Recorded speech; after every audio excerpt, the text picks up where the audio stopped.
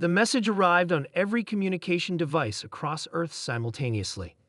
Displays flickered, screens dimmed, and then the face of High Counselor Valaxis of the Astrian Empire appeared. His elongated features stretched in what humans would later learn was an expression of extreme contempt. "People of Earth," his translated voice boomed. "For 7 millennia, the Astrian Empire has maintained peace across 12,000 star systems. We have watched your rapid technological advancement with growing concern. Your species represents an unprecedented threat to galactic stability. You have been deemed unworthy of continued independence. Surrender your planet and accept status as a protectorate species, or face annihilation. You have 48 Earth hours to comply." As the transmission ended, panic erupted worldwide. Emergency sessions convened in capitals across the globe. Military forces mobilized. Religious leaders called for prayer. Doomsday preppers smugly unveiled their bunkers. Admiral Kate Thompson sat alone in her office at Lunar Command, watching the chaos unfold on multiple screens.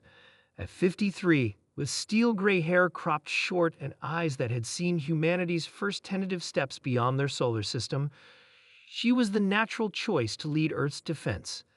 As the newly appointed Supreme Commander of Earth's combined forces, all eyes turned to her for a response.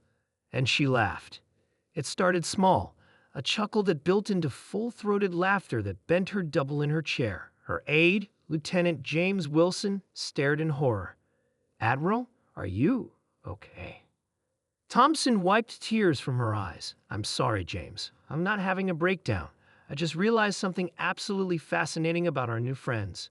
Ma'am, they're terrified of us." She tapped commands into her console, bringing up data streams.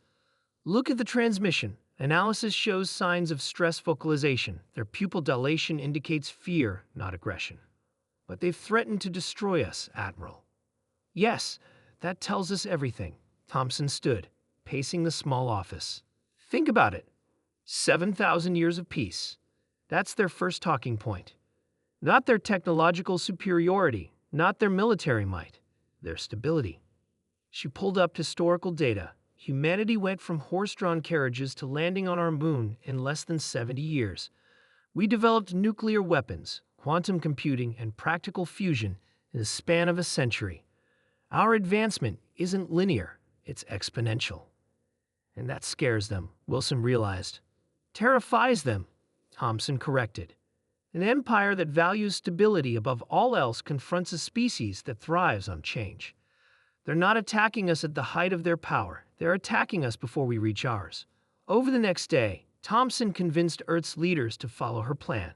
While diplomatic channels remained open, every available ship was retrofitted with a special package developed in secret laboratories beneath the Mariana Trench. When the Astrian deadline arrived, Thompson stood before humanity's hastily assembled fleet minus 230 vessels, most barely suited for interplanetary travel, let alone war. The Astrian Armada emerged from faster-than-light travel with mathematical precision, 10,000 warships arranged in perfect geometric formations. Their smallest vessel dwarfed humanity's largest. Thompson opened a channel to the Astrian flagship. "This is Admiral Kate Thompson of Earth. We reject your terms." High Counselor Valaxis's face appeared, expressing what humans now recognized as surprise. "You choose extinction. Your primitive vessels cannot hope to resist even one battle group of our fleet." Thompson smiled. "We're not going to fight you, Counselor." "You surrender, then." "No, we're going to show you something." She nodded to her communications officer. Every human vessel activated the special package simultaneously.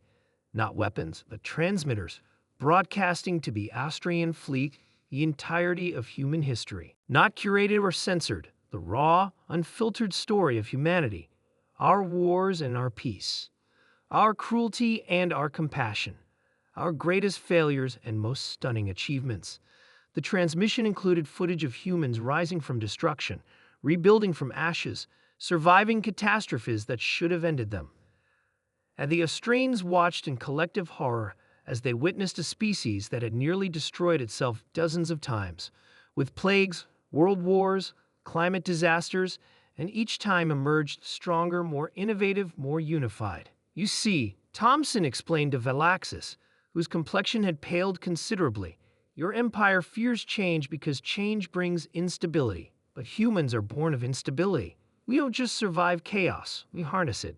She leaned forward. Your civilization has spent 7,000 years avoiding the very force that drives our evolution. So tell me, counselor, do you really want to test which approach produces better warriors? Silence stretched across the void.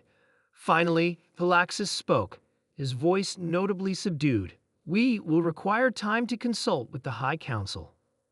Thompson's smile never wavered. Take all the time you need. But understand this.